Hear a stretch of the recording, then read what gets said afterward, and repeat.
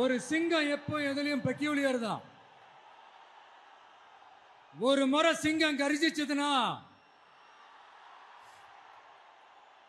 அந்த சவுண்ட்ல ஒரு 8 கிலோமீட்டருக்கு சும்மா அதிரும், எல்லா திசைகளும் அதிரும். அப்படிப்பட்ட அந்த சிங்கம் வேட்டைக்கு மட்டும்தான் வெளியில வரும், வேடிக்கை பார்க்கறதுக்கெல்லாம் வெளியில வராது. வேட்டையில கூட உயிரோடு இருக்கிற மிருகங்களை தான் வேட்டையாடும். அதுலயும் பெரும்பாலும் தன்னை விட பெரிய சைஸ் உள்ள மிருகங்களை தான் குறி வச்சு தாக்கும், ஜெயிக்கும். எவ்வளவு பசியில் இருந்தாலும் உயிர் இல்லாததை, கெட்டு போனதை தொட்டு கூட பார்க்காது. அப்படிப்பட்ட அந்த சிங்கம் அவ்வளவு ஈஸியா எதையும் தொடாது, தொட்டா விடாது.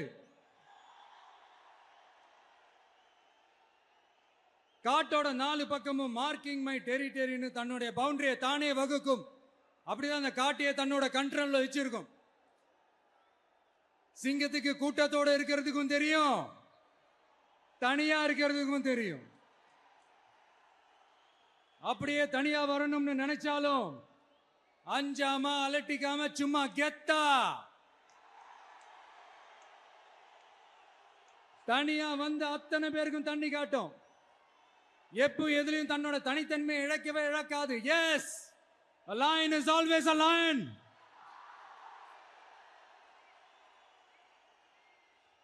There are so many jackals and other animals in the forest, but there will be only one lion. And even if it is single, it will be the king of jungle. It is not only a description but also a clear declaration.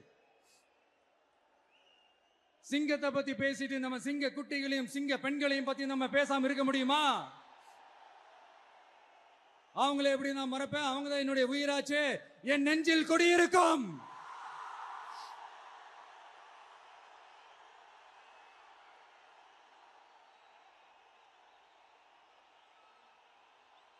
என்னுடைய தோழர்களுக்கும் தோழிகளுக்கும்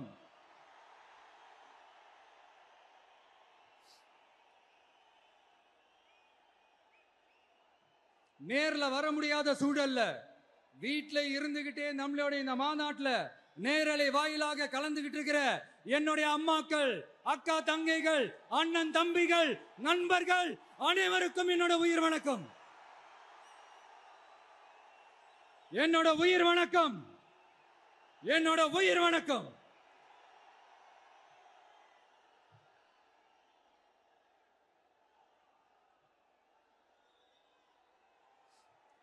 வீரம் விளையும் மாமதுரை மண்ணை வணங்குகிறேன்.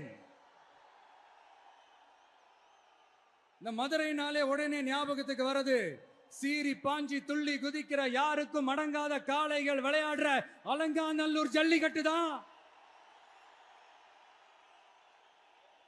நம்ம வைகை ஆறுதான் அழகர் ஆத்துல இறங்குற வைபவம். மதுரை மீனாட்சி அம்மன் இந்த மண்ணோட உண்மையான குணம், உணர்வு பூர்வமான மண் இது. அது மட்டும் இல்ல, இந்த மண்ணில் வாழ்ற மக்களும் அப்படித்தான் உணர்வு பூர்வமான ஆளுங்க. நான் இந்த மண்ணில் கால் எடுத்து வச்ச உடனே ஒரே ஒருத்தரை பத்தி தான் மனசுக்குள்ள ஓடிக்கிட்டே இருந்தது. அவர் யாருன்னு உங்களுக்கும் தெரிஞ்சிருக்கும். சினிமானாலும் சரி, அரசியல்னாலும் சரி, நமக்கு ரொம்ப ரொம்ப பிடிச்சது புரட்சி தலைவர் எம்ஜிஆர் அவர்கள் தான். அவரோட பழகிறதுக்கு எனக்கு வாய்ப்பு கிடைக்கல. ஆனா அவரை மாதிரியே குணம் கொண்ட என்னுடைய அண்ணன் புரட்சி கலைஞர் கேப்டன் விஜயகாந்த் அவர்களோட பழகிறதுக்கு எனக்கு நிறையவே வாய்ப்பு கிடைச்சது. அவரும் இந்த மதுரை மண்ணை சேர்ந்தவர் தானே, அவரை மறக்க முடியுமா? தமிழ்நாட்டு மக்கள் உணர்வுபூர்வமா உண்மையா நம்ம பக்கத்திலே நிக்கிறவங்க, அதுக்கு ஒரு மிகப்பெரிய அடையாளம் தான் இந்த மதுரை மண். நம்ம தமிழக வெற்றி கழகம் கையில் எடுத்திருக்கிற அரசியலும் அப்படித்தான். உண்மையான அரசியல், உணர்வு பூர்வமான அரசியல், நல்ல அரசியல், நல்லவங்களுக்கான அரசியல், நாட்டு மக்களுக்கான அரசியல், நல்லது மட்டுமே செய்கிற அரசியல்.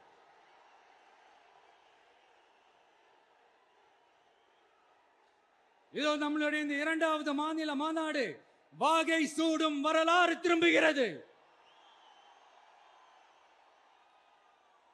அப்படி இந்த மாநாட்டுக்கு பேர் வச்சிருக்கிறோம். 1967லயும் 1977லயும் நம்ம தமிழக அரசியல் ஒரு மிகப்பெரிய ஆட்சி அதிகார மாற்றங்கள் ஒண்ணு நடந்துச்சு இல்லையா? அதே மாதிரிதான் அடுத்த வருஷம் 2026ல அப்படி ஒரு வரலாறு திரும்ப போகுதுன்னு உறுதியா சொல்றதுக்கான மாநாடு தான் நம்மளோட இந்த இரண்டாவது மாநில மாநாடு. விக்கிரவாண்டி விசாலையில் நம்மளுடைய ஃபர்ஸ்ட் மாநாடு நடத்தணும், வெற்றி கொள்கை திருவிழா. அதுக்கப்புறமே நீங்க பார்த்திருப்பீங்க தமிழக அரசியல் அந்த தட்ப வெப்பத்தையே மாத்தினுச்சு. நமக்கு எதிராக எத்தனை குரல்கள். ஆனா உங்களுக்கு தான் நம்மளை பத்தி நல்லா தெரியுமே, எந்த குரலையும் காதலையே போட்டுக்காம மக்களோட குரலை மட்டுமே கேட்டுக்கிட்டு நமக்கு எதிராக வர அத்தனை கூக்குரல்களையும் சின்னதா ஒரு சிரிப்போடவே கடந்து வந்திருக்கிறோம். அது இல்லாம நம்ம மாநாட்டில் ஒலிக்கிற இந்த குரல் இந்த ஒற்றை தமிழ் மகனோட குரல் மட்டுமல்ல, ஒட்டுமொத்த தமிழ்நாட்டு மக்களுடைய குரல். தமிழ்நாட்டில் இருக்கிற ஒவ்வொரு வீட்டில இருந்தும் ஒலிக்கிற குரல், ஒட்டுமொத்த உலகெங்கும் வாழும் ஒவ்வொரு தமிழ் வீட்டிலிருந்தும் எழும் குரல்.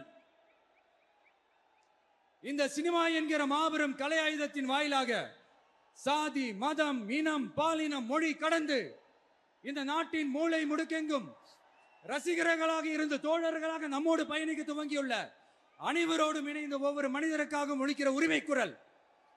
மாநில உரிமைக்காக, பெண் உரிமைக்காக, சமூக நீதிக்காக, சமநீதிக்காக, மதச்சார்பின்மைக்காக உண்மையா ஒலிக்கிற குரல். அதனால் இந்த குரலுக்கு எதிரா இன்னும் இன்னும் எத்தனை எத்தனை கூக்குரல்கள் வந்தாலும் ஓங்கி ஒலிக்குமே தவிர ஒரு நாளும் ஓயவே ஓயாது. Yes, it is an unstoppable voice, an unstoppable force.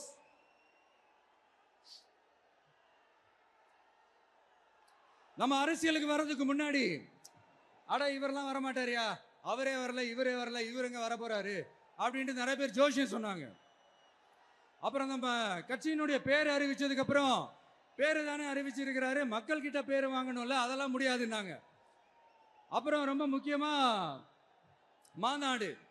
மாநாடுலாம் எவ்வளவு பெரிய விஷயம், அதெல்லாம் இவர் ஒத்தால எப்படி பண்ண முடியும், சும்மா பக்கத்துல புசியானதை வச்சுக்கிட்டு மாநாடுல எப்படி நடத்தி காட்ட முடியும், அதெல்லாம் அவங்களால முடியாது. அப்புறம் மழை பெஞ்சு எல்லாத்தையும் கெடுத்துரும். ஏன் என் கூட இருக்கிறவங்களே கூட தான் சொன்னாங்க. அதுக்கப்புறம் என்ன நடந்துச்சுன்னு உங்க எல்லாருக்குமே தெரியும். இப்ப புதுசா ஒண்ணு சொல்ல ஆரம்பிச்சிருக்கிறாங்க. அது என்னடானா, ஆட்சியை பிடிக்கிறதெல்லாம் அவ்வளவு ஈஸி இல்லை இல்லையா. இப்ப அதெல்லாம் விட்டாங்க, இப்ப இங்க வந்துட்டாங்க. இவர் நேரா ஷூட்டிங்ல இருந்து வருவாராம், வந்து ஆட்சியை பிடிப்பாராம். அது எப்படி இவராலே முடியும், அவராலேயே முடியல, இவராலேயே முடியல, அவருக்கு அத்தனை வருஷம் ஆச்சு, இவராலே எப்படி முடியும் ஒரு பக்கம். இன்னொரு பக்கம் கூட்டம்லாம் ஓகே தான், அது எப்படி ஓட்டா மாறும் அப்படின்றது இன்னொரு பக்கம். இப்படி கதை, திரைக்கதை, வசனம், இயக்கம், பாடல்கள்,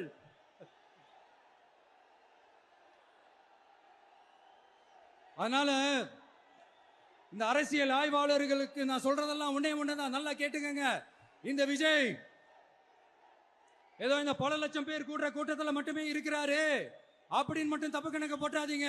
ஏன்னா நம்மளுடைய இந்த கூட்டம் வெறும் ஓட்டா மட்டும் இல்லைங்க, வரப்போற தேர்தலில் மக்கள் விரோத ஆட்சியாளர்களுக்கு நாம வைக்க போற வேட்டா,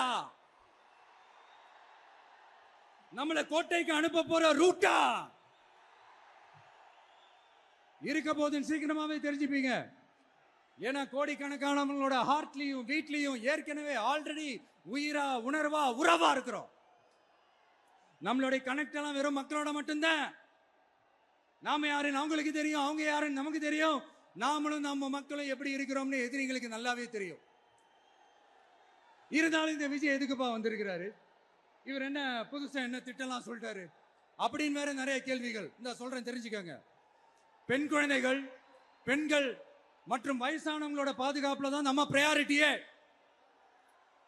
அடுத்து இளைஞர்கள், உழவர்கள், உழைப்பாளர்கள், நெசவாளர்கள், மீனவர்கள், ஆதரவற்ற முதியோர்கள், மாற்றுத்திறனாளிகள், மூன்றாம் பால் இனத்தவர்கள்னு இன்னும் யாருக்கெல்லாம் கவர்மெண்டோட ஒரு ஸ்பெஷல் அட்டென்ஷன் தேவையோ அவங்க எல்லாருக்குமான ஒரு கவர்மெண்ட் அமைக்கிறது தான் நம்ம இலக்கே. நான் ஏற்கனவே சொன்னது தான் நான் திரும்பவும் சொல்றேன். நம்மளுடைய இந்த தமிழக வெற்றி கழகம் ஏதோ அரசியல் ஆதாயத்துக்காக தொடங்கப்பட்ட கட்சியெல்லாம் கிடையாதுங்க. கொள்கை கோட்பாடுகளோடு தந்தை பெரியார், பெருந்தலைவர் காமராஜர், அண்ணல் அம்பேத்கர், வீரமங்க வேலு நாச்சியார், மக்கள் சேவகர் அஞ்சலை அம்மாள், நம்மளுடைய 5 கொள்கை தலைவர்களோட வழிகாட்டுதல்களோடு தொடங்கப்பட்ட கட்சி. நம்ம ஸ்டாண்ட்ல நாம எப்பவுமே ஸ்ட்ராங்கா தாங்க இருக்கிறோம். அதுல எந்த மாற்றத்துக்கோ எந்த சமரசத்துக்கோ துளி கூட இடமில்லை. நம்மளுடைய ஒரே கொள்கை எதிரி பாஜக தான். நம்மளுடைய ஒரே அரசியல் எதிரி திமுக தான். எப்படி? நம்மளுடைய ஒரே கொள்கை எதிரி, நம்மளுடைய ஒரே அரசியல் எதிரி ஏதோ அண்டர் கிரவுண்ட் ஆதாயத்துக்காக டீல் போட்டுக்கிட்டு டீல் பேசிக்கிட்டு இந்த அலையன்ஸ் வச்சுக்கிட்டு இந்த ஊரை ஏமாத்துற கட்சி எல்லாம் நம்ம டிவிக்கே கிடையாதுங்க.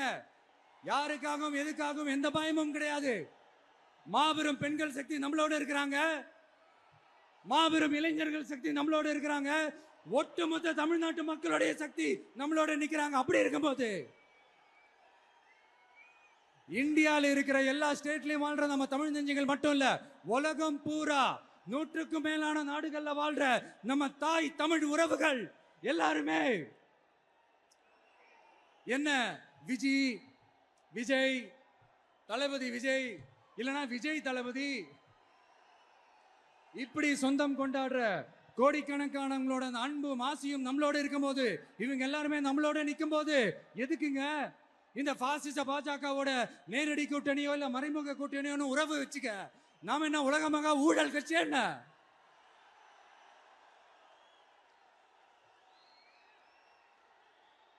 நம்மளை பத்தி சின்னதா ஒரு உண்மை ஒண்ணு சொல்லலாமா? என்னடா இவர் வாயால இப்படி சொல்றாருன்ட்டு யாரும் தவறா நினைச்சுக்க வேணாம். ஏன்னா இது ஒரு விதத்துல ஒரு ஃபேக்டும் கூட. அதனாலதான் நான் சொல்லணும்னு ஆசைப்படுறேன். நம்ம யார் தெரியும்ல? நாம எல்லாருமே சொல்றேன். நாம யார் தெரியும்ல? இந்தியாவின் மாபெரும் மக்கள் சக்தி கொண்ட ஒரு மகத்தான வெகுஜன மக்கள் படை.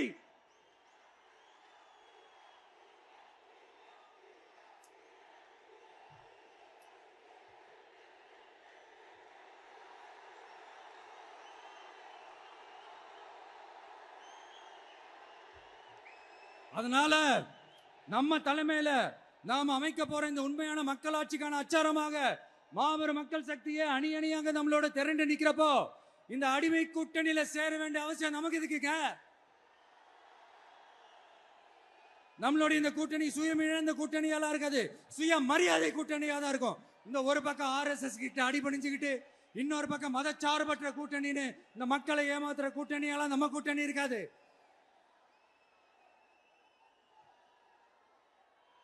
நான் இப்பவும் சொல்றேன், நம்மளை நம்பி வர்றவங்களுக்கு ஆட்சியிலும் அதிகாரத்திலும் உறுதியாக பங்களிப்பு செய்யப்படும். உடனே இந்த கேள்விகள்லாம் வரும். அப்ப யாரு கூட்டணி, யாரு வரா, யாரு போறா, இந்த கேள்விகள்லாம் வரும். இந்த கேள்விகளுக்கெல்லாம் ஒரே ஒரு பதில் தான், சஸ்பென்ஸ்ல சஞ்சாரம் செய்யுங்க. ஆனா ஒண்ணு, 2026ல 2 பேருக்கு நடுவுல தான் போட்டியே. ஒன்னு டிவிகே, இன்னொன்னு டிஎம்கே. இந்த போட்டி எப்படி இருக்க போதுன்னா, இந்த அலையன்ஸை வச்சு எப்படியாவது நம்ம தப்பிச்சிடலாம். என்ன இந்த பழைய இந்த மேத்தமேட்டிக்ஸ் அரித்மேட்டிக்ஸ் இதெல்லாம் வச்சு எப்படியாவது நம்ம தப்பிச்சிடலாம் அப்படின்னு நினைக்கிறவங்களோட அந்த கனவு ஒரு நாளும் மைப்படாது. சரி, இப்ப நம்ம வேற ஒரு ஏரியாவுக்கு ஒன்று வருவோம். எதிர்காலம் வரும், என் கடமை வரும், இந்த கூட்டத்தின் ஆட்டத்தை ஒழிப்பேன்.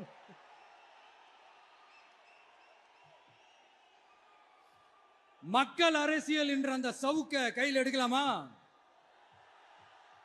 யாருக்கு எதிரான தானே கேட்கிறீங்க? வேற யாரு? மறைமுக உறவுக்காரர்களான பாசிச பாஜகவும் பாய்சன் திமுகவும் தான். மாண்புமிகு பிரதமர் நரேந்திர மோடிஜி அவர்களே 3வது முறையா ஒன்றியத்தோட ஆட்சி அதிகாரத்தை நீங்க தானே கையில வச்சிருக்கிறீங்க. இல்ல நாங்க தெரியாம தான் கேட்கிறோம். நீங்க ஆட்சிக்கு வந்தது ஒட்டுமொத்த மக்களுக்கும் நல்லது செய்யவா, இல்ல நம்மளுடைய இந்த இஸ்லாமிய நண்பர்களுக்கும் இஸ்லாமிய தோழர்களுக்கும் எதிராக சதி செய்யவா? மக்களுக்கு உங்ககிட்ட கேட்கறதுக்குன்னு ஏராளமான கேள்விகள் இருக்குது. அதனால அவங்க சார்பா அவங்கள ஒருத்தனா அவங்களோட ஒரு உண்மையான ஒரு பிரதிநிதியா உங்ககிட்ட சில கேள்விகள் கேட்கணும் மிஸ்டர் பிரைம் மினிஸ்டர் அவர்களே. நம்ம தமிழ்நாட்டு மீனவர்கள் கிட்டத்தட்ட ஒரு 800 பேருக்கு மேல இலங்கை கடற்படையால தாக்கி அழிக்கப்பட்டிருக்கிறாங்க. அதை கண்டிக்கிறதுக்காக உங்களை பெருசா எதுவும் செய்ய சொல்லல. சின்னதா ஒண்ணே ஒண்ணு மட்டும் செஞ்சு கொடுங்க. இனிமேலாச்சும் எங்களுடைய மீனவர்கள் பாதுகாப்பா இருக்கிறதுக்காக இந்த கச்சத்தீவை இலங்கை கிட்ட இருந்து மீட்டு கொடுத்துருங்க, அது போதும். உங்களுடைய இந்த முரட்டு பிடிவாதத்தால நீங்க நடத்துற இந்த நீட்டு தேர்வு, அதனால இங்க என்னென்ன நடக்குதுன்னு சொல்றதுக்கே மனசு வலிக்குது. அதனால அந்த நீட்டு தேர்வு தேவையில்லைன்னு அறிவிச்சிருங்க, அது போதும். செய்வீர்களா திரு நரேந்திரபாய் தாமோதர் மோடிஜி அவர்களே? எங்களுக்கு என்னென்ன தேவையோ என்னென்ன நல்லதோ அதெல்லாம் செய்ய மாட்டேங்கிறீங்க. ஆனா ஆட்சி அதிகாரத்தை மட்டும் கையில வச்சுக்கிட்டு மக்களை ஏமாத்த நேரடியாக ஒரு பாசிச பாஜக அடிமை கூட்டணி ஒண்ணு. அடுத்து உங்களோட இந்த மைனாரிட்டி ஆட்சியை ஓட்டுறதுக்காக மறைமுகமாக RSS அடிமை குடும்பம்னு இன்னொரு கூட்டணி. இப்படி மக்கள் சக்தியே இல்லாத இந்த ஊழல் கட்சிகளை மிரட்டி அடிபணிய வச்சு 2029 வரைக்கும் சொகுசு பயணம் போயிடலாம்னு திட்டம் தீட்டி வச்சிருக்கிறீங்க. அதானே ஜி? என்ன ஜி? ஒண்ணு மட்டும் சொல்றேன், தெரிஞ்சுக்கங்க. என்னதான் நீங்க இந்த நேரடி மறைமுக கூட்டணி குட்டிகரணம் போட்டாலும் தாமரை இலையில தண்ணியே ஒட்டாது. தமிழக மக்கள் மட்டும் எப்படி ஒட்டுவாங்க?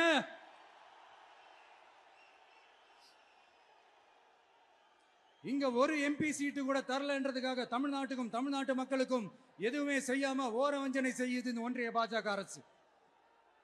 சங்கம் வச்சு தமிழ் வளர்த்த மண் இந்த மதுரை மண்.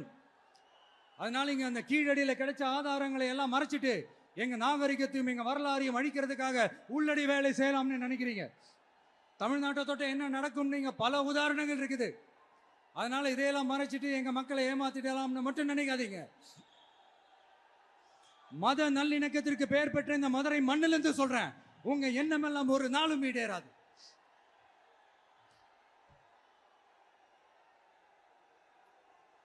எம்ஜிஆர்னா யார் தெரியும்ல?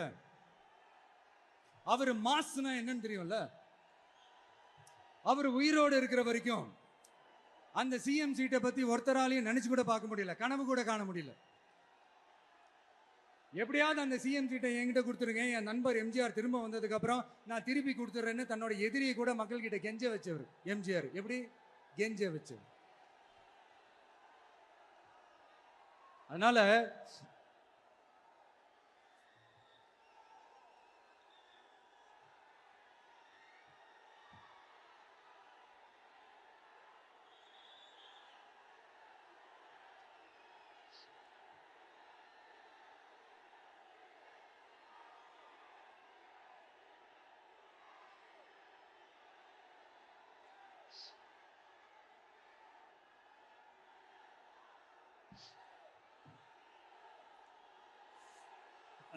ஆனா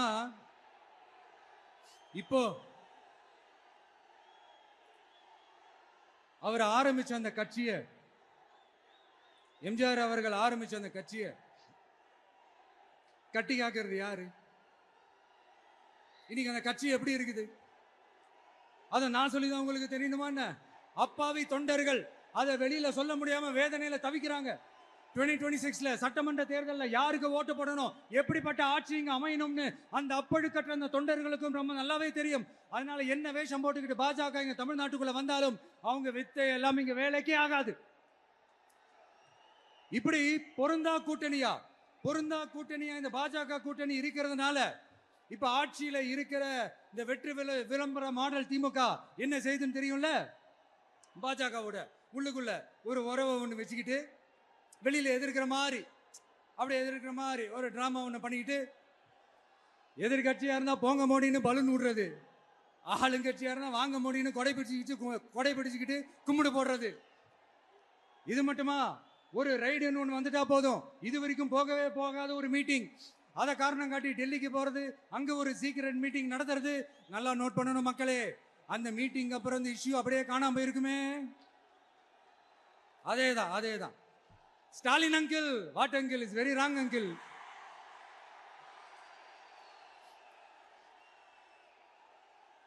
இப்படி தமிழ்நாட்டில் இப்ப நடக்கிற இந்த ஆட்சியினுடைய லட்சணத்தை பார்த்துக்கிட்டு நாம எப்படி சும்மா இருக்க முடியும்?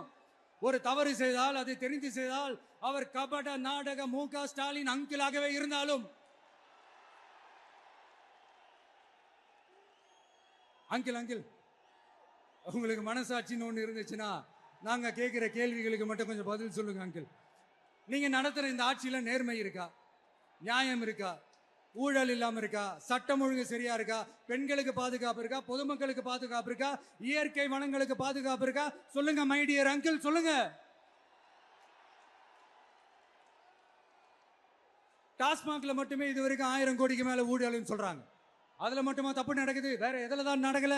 உலகத்திலே மிஸ்டர் கிளீன் ரெக்கார்ட்ஸ் எல்லாம் உங்களுக்கும் உங்க கூட இருக்கிறவங்களுக்கும் மட்டும்தான் அங்கிள் கொடுக்கணும். இதை பார்த்து வாயே இல்லாத ஊரு கூட வயிறு வலிக்கு சிரிக்குது. பெண்களுக்கு 1000 ரூபாய் கொடுத்துட்டீங்கன்னா போதுமா அங்கிள்? அப்படியே அதை மூடி மறைச்சிடலான்னு பாக்குறீங்களா? படிக்கிற இடத்துல, வேலைக்கு போற இடத்துல, வெளியில போற இடத்துலன்னு அவங்களுக்கு பாதுகாப்பே இல்லைன்னு ஒட்டுமொத்த பெண்களும் கதறாங்க. அந்த கதறல் சத்தம் ஏதாவது உங்க காதுல கேக்குதா அங்கிள்? இதுல வேற உங்க அப்பான்னு கூப்பிடுறாங்கன்னு வேற சொல்றீங்க. What is this uncle? Is very very wrong uncle, is very very wrong. பெண்களுக்கு மட்டுமா பொய் வாக்குறுதி கொடுத்து ஏமாத்துறீங்க? அரசு ஊழியர்கள், ஆசிரியர்களை ஏமாத்துறீங்க, விவசாயிகளை ஏமாத்துறீங்க, பரந்தூர்ல பாதிப்பே வராதுன்னு சொல்லி ஏமாத்துறீங்க, மீனவர்களை ஏமாத்துறீங்க, போதைப் பொருள் கலாச்சாரத்தை ஒழிக்காம ஏமாத்துறீங்க. ஐயோ ஐயோ ஐயோ, very very first uncle, very very first. எப்படி கேட்டாலும் இவங்க கிட்ட இருந்து எந்த பதிலும் வரப்போறதில்லை. ஏன்னா இருந்தா தானே.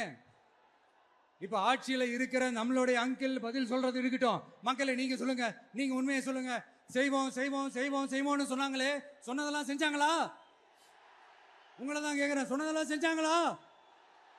சத்தமா சத்தமா மை டியர் அங்கிள், கேக்குதா? மக்களோட சத்தம் கேக்குதா? இது வெறும் சாதாரணமான முழக்கம் தான். கூடிய சீக்கிரம் மக்களை போய் சந்திக்க போறேன், அவங்களோட மனசு விட்டு பேச போறேன். அதுக்கப்புறம் இந்த சாதாரணமான முழக்கம் இடி முழக்கமா மாறும். அத்தோட நிக்காது. அந்த இடி முழக்கம் தமிழ்நாட்டோட போர் முழக்கமா மாறும். அந்த போர் முழக்கம் உங்களை ஒரு நிமிஷம் கூட தூங்க விடாது. நடக்குதா இல்லையான்னு பாருங்க. என்னடா இவன் இவ்வளவு ஸ்ட்ராங்கா சொல்றானேன்னு பாக்குறீங்களா? எல்லாரும் கட்சி ஆரம்பிச்சதுக்கு அப்புறம் தான் ஒவ்வொரு வீட்டுக்குள்ளேயும் போறதுக்கு ட்ரை பண்ணுவாங்க. ஆனா நாங்க அப்படி இல்லை. ஒவ்வொரு வீட்டுக்குள்ளேயும் போனதுக்கு அப்புறம் தான் கட்சியாவே ஆரம்பிச்சிருக்கிறோம்.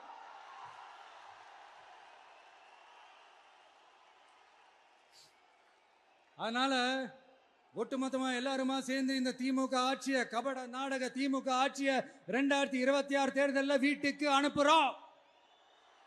வீட்டுக்கு அனுப்புறோம். என்ன நண்பா, சரிதானே? என்ன நண்பி, செய்வீர்கள் தானே?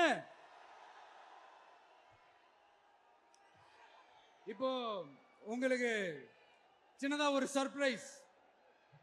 நம்ம கட்சியினுடைய வேட்பாளர் பட்டியலை இப்ப நான் அறிவிக்க போறேன். மதுரை கிழக்கு வேட்பாளர் விஜய். இன்னும் முடிக்கல, ஒரு நிமிஷம், இன்னும் முடிக்கல. மதுரை மேற்கு வேட்பாளர் விஜய். மதுரை மத்தி வேட்பாளர் விஜய். மதுரை தெற்கு வேட்பாளர் விஜய். மதுரை வடக்கு வேட்பாளர் விஜய். மேலூர் விஜய். சோழவந்தான் விஜய். திருப்பரங்குன்றம் விஜய். திருமங்கலம் விஜய். உசலம்பட்டி விஜய்.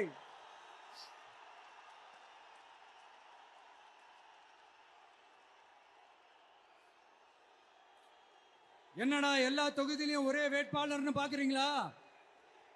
234 தொகுதியிலையும் இந்த விஜய் தான், அதாவது உங்க விஜய் தான் உங்க சின்னம். இன்னும் சிம்பிளா சொல்லணும்னா உங்க வீட்டில் இருக்கிற ஒருத்தர் தான் வேட்பாளரா நிக்க போறாங்க. அந்த வேட்பாளரும் நானும் வேறு வேறு இல்லை. நீங்க அவருக்கு ஓட்டு போட்டீங்கன்னா எனக்கு ஓட்டு போட்ட மாதிரி, இந்த முகத்துக்காக நீங்க ஓட்டு போட்டீங்கன்னா உங்க வீட்டில் இருக்கிற உங்களுடைய வேட்பாளர் ஜெயிச்ச மாதிரி. என்னடா இவர் ஏதோ ஓவரா சொல்றாருன்னு நினைக்க வேணாம். பிராக்டிக்கலா அப்படிதான் இருக்கும், அப்படிதான் இருக்கணும். நீங்களும் அப்படிதான் நினைப்பீங்கன்னு நான் நம்புறேன். ஏன்னா இது நம்மளை விட நம்ம எதிரிகளுக்கு இன்னும் நல்லாவே தெரியும்.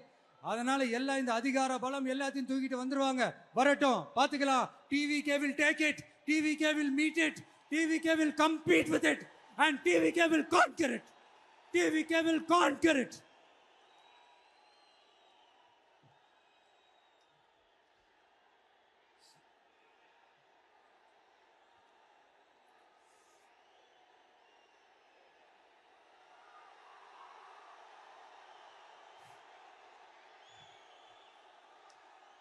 இந்த நேரத்தில் நம்ம மனசுல இருக்கிறத மக்கள் கிட்ட சொல்லி ஆகணும்.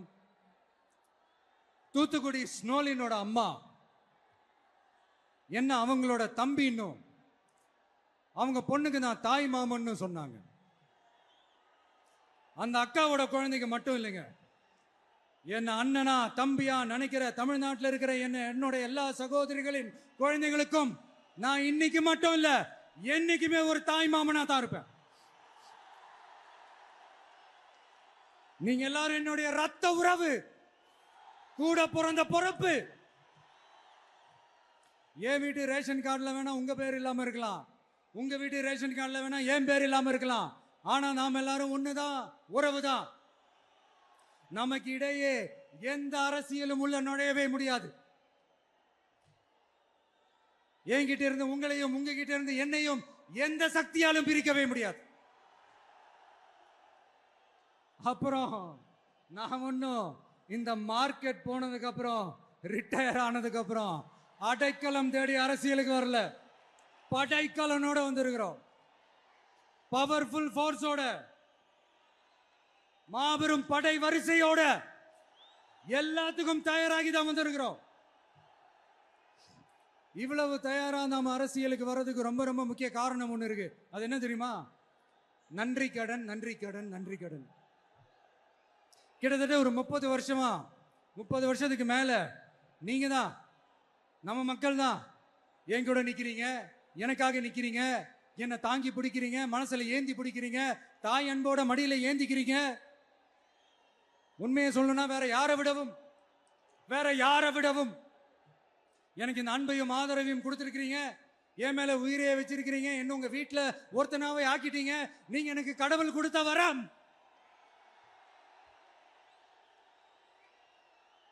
உலகம் பூரா நமக்காக நம்ம கூட நிக்கிற நம்ம மக்களை நான் எப்படி மறப்பேன்? நான் என் லைஃப்ல ரொம்ப உயிரா நினைக்கிறது பெண்களை, குழந்தைங்களை, இளைஞர்களை, உழைக்கிற மக்களை தான். இவங்க தான் நம்மளோட வகைரா. இதை பார்த்து தான் நம்மளோட எதிரிகளுக்கு பத்தி எரியுது. அதுக்காக நாம என்ன செய்ய முடியும்? அதனால நம்ம உறவுகளை, சொந்தத்தை, வகைராவை யாருக்காகவும் எதுக்காகவும் விட்டு கொடுக்க முடியாது இல்லையா? Here at this moment among this August gathering, I want to open my heart and say I enjoy people, I respect people, I worship people.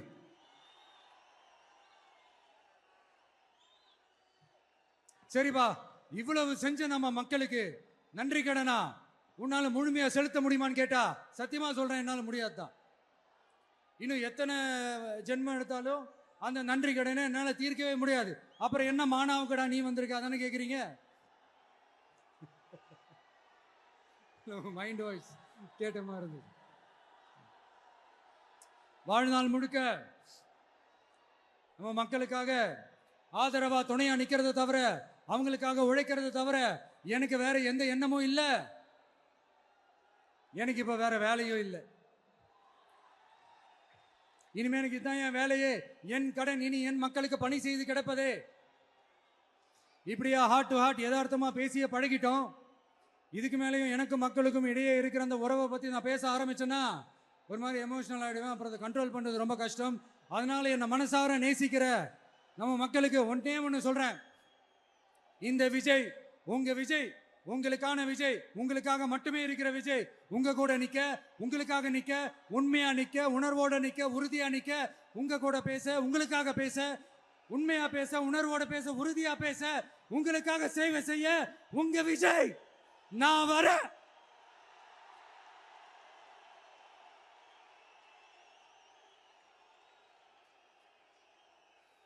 சொல்லல முக்கியம், செயல் செயல் செயல் தான் முக்கியம். செய்கை தான் சும்மா சிறப்பா இருக்கணும். நான் ஆட்சிக்கு வந்தேன்னா சும்மா அது செய்வேன், இது செய்வேன், நல்லது செய்வேன், உருட்டுவேன், புரட்டுவேன், அதெல்லாம் கிடையாது. செய்யறதுக்கு, நல்லது செய்யறதுக்கு, நல்லது செய்யறதுக்கு மட்டும்தான் இந்த விஜய். அப்புறம் ஒரு அரசியல் தலைவன் அவன் சினிமாக்காரனா, நல்லவனா, கெட்டவனா, இதெல்லாம் தாண்டி அவன் உண்மையானவனா, அதுதான் ரொம்ப ரொம்ப முக்கியம். இது சம்பந்தமா ஒரு குட்டி கதை ஒன்று சொல்றேன். ஒரு நாட்டில் ஒரு ராஜா தனக்கு பக்கபலமா இருக்கிறதுக்காக, கூட துணையா இருக்கிறதுக்காக ஒரு தளபதியை தேடுறாரு. சரியான தகுதிகளோட ஒரு 10 பேர் செலக்ட் ஆகுறாங்க. ஆனால் அதில் ஒருத்தர் மட்டும் தான் செலக்ட் பண்ணணும். அதனால அந்த ராஜா என்ன பண்றாருன்னா ஒரு டெஸ்ட் வைக்கிறாரு. அந்த 10 பேர் கையிலையும் விதை நெல்லை கொடுத்து இதை நல்லா வளர்த்து கொண்டு வாங்க, ஒரு 3 மாசம் கழிச்சு வாங்கன்னு சொல்லி அனுப்பி வச்சிடுறாரு.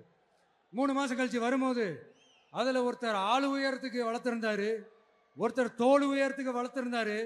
அதில் ஒரு 9 பேரும் நல்லா வளர்த்து கொண்டு வந்திருந்தாங்க. ஒருத்தர் மட்டும் வெறும் தொட்டியோடவே வந்தார்.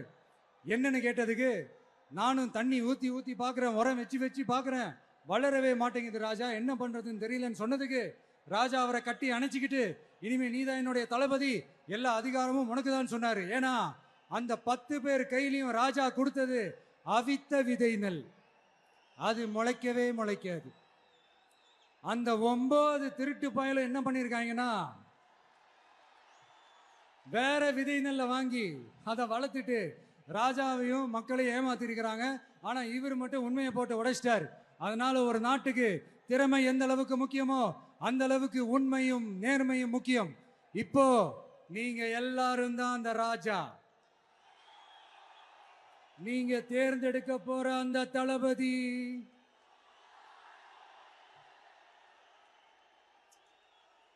சும்மா சினிமாக்காரன் சினிமாக்காரன் சினிமாக்காரன்.